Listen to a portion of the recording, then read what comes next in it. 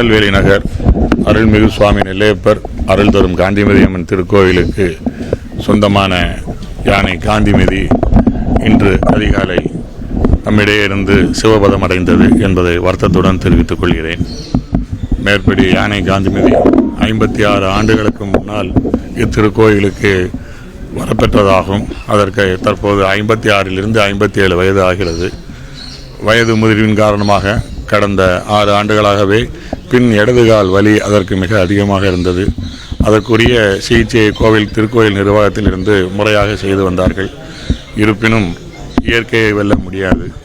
அதன் காரணமாக தொடர்ந்து அதன் வலி இடதுகாலின் பின் இடதுகால் வலி கூடிக்கொண்டே இருந்தது. கடந்த 2 மாதத்திற்கு முன்னாலும் வலி கூடுதல் காரணமாக அதனால் நடக்க இயலாமல் இருந்தது. எனவே அதனுடைய நடைப்பயிற்சி மற்றது எல்லாமே கொஞ்சமாக குறைக்கப்பட்டது. நேற்றைக்கு முந்தைய தினம் வரை நல்ல நிலையில் இருந்த யானை நின்று கொண்டே தூங்கிக் கொண்டிருந்தது.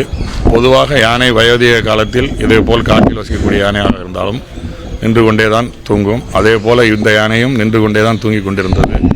இருந்தும் தன்னால் முடியாமல் நேற்று அதிகாலை அது படுத்து விட்டது. அனைத்து அரசு துறையை சார்ந்த வனத்துறை மற்றும் அறநிலையத்துறை, கால்நடை மருத்துவர்கள், மதுரையிலிருந்து சிறப்பு மருத்துவர்கள் என அனைவரும் வந்திருந்து உரிய சிகிச்சை செய்தார்கள். மேலும் யானையை தூக்கி நிறுத்த முயற்சித்தோம். அது பலன் தரவில்லை. இருப்பினும் அதனால் யானையை ஓய்வாக இருக்க வேண்டும் என்று வைக்கோல்கள் நிரப்பி நல்ல படுக்க வைத்திருந்தது. அதற்கு ட்ரிப்பு மற்ற இது எல்லாமே ஏறிக்கொண்டிருந்தது. எதுவும் சிகிச்சை பலனளிக்காமல் இன்று அதிகாலை, அதாவது 12/1/2025 ஞாயிற்றுக்கிழமை அதிகாலை ஒரு 6:30 7 மணிக்குள்ளாக சிவபதம் அடைந்தது. மேற்படி யானையின் இறுதிச் சடங்கு மதியம் 1:30 மணிக்கு மேல் நமது திருக்கோயிலுக்கு பாத்தியப்பட்ட தாமரை குளத்தில் வடக்கு ஓரத்தில் வைத்து நடைபெறும் என்பதை இந்த நேரத்தில் தெரிவித்துக் கொள்கிறேன்.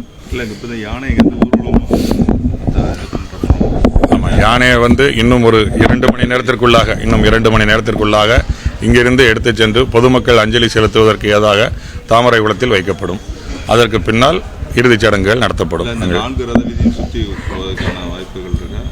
4 ரத விதி அது மற்றும் காவல்துறை மற்ற அனைவரிடம் அனுமதி பெற்று அதன் பின்லாம் அது முடிவு செய்யப்படும்.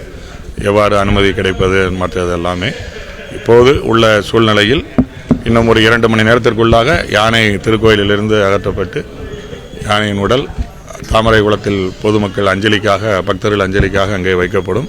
பின்னர் 1:30 மணிக்கு மேலாக இறுதிச் சடங்குகள் நடைபெறும்.